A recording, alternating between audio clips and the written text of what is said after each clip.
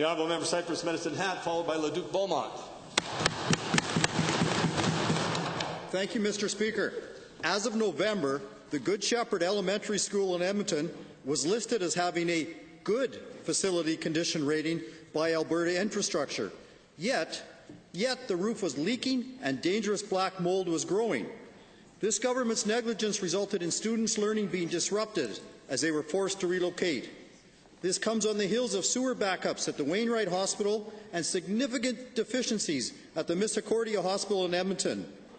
Will the Minister of Black Mold and Sewer Backups tell Albertans why these are not government priorities?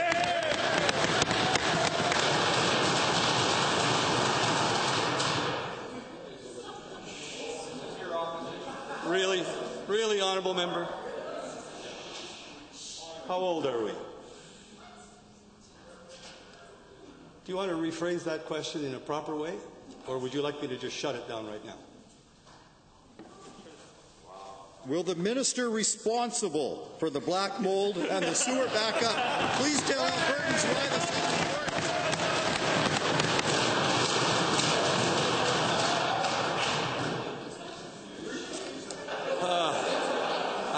I assume there is some minister here who knows what he's talking about. So go ahead and answer. Well, Mr. Speaker, I thank the honourable member for pointing out in the course of his question the wide range of infrastructure that this government provides for the citizens of Alberta. Many schools, many hospitals, many other things. And part of that process, Mr. Speaker, is to get the most life out of those facilities we can, and the other part is to look after them. The honourable member does point out a legitimate problem at the Good Shepherd School. We are working with it. He's right to point out that it's caused some disruptions, but the fact is, Mr. Speaker, we're dealing with it. We'll get the kids back in the classroom, and it's an important issue.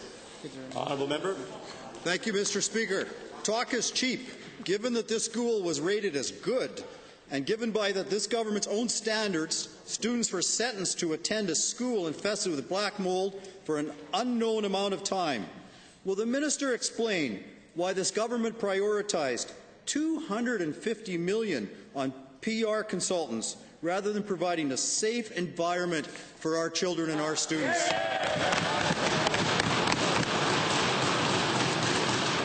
Well, actually, Mr. Speaker, the honourable member pointed out that we had the children out so that we did provide a safe environment.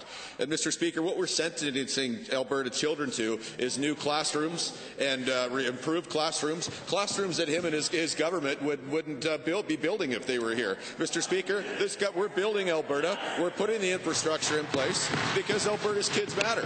We have done that. We'll continue to do that as part of building Alberta. The member should get on board. His constituents might even appreciate the support for the schools that they need. Honourable member, as soon as you rest your caucus silences a bit, why don't you proceed with your final statement? Mr. Speaker, we would build and balance the budget. Given that this government has not been a good shepherd to the students at Good Shepherd Elementary or a good steward of Albertans' provincial infrastructure, when will this PC government eliminate the $817 million in deferred maintenance to the province schools and the over $1 billion in deferred maintenance to our hospitals? Again, Mr. Speaker, Albertans will want to know that our operating budget is fully balanced. The honourable member talks about what they do, but their plan is a $4 billion hole in it that they cannot explain, Mr. Speaker.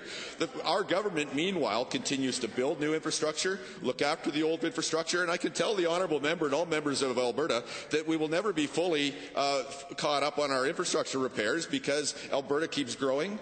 We keep building new things, and we keep going back and repairing the old ones. It's a process that won't end, and thank goodness we're here to do it.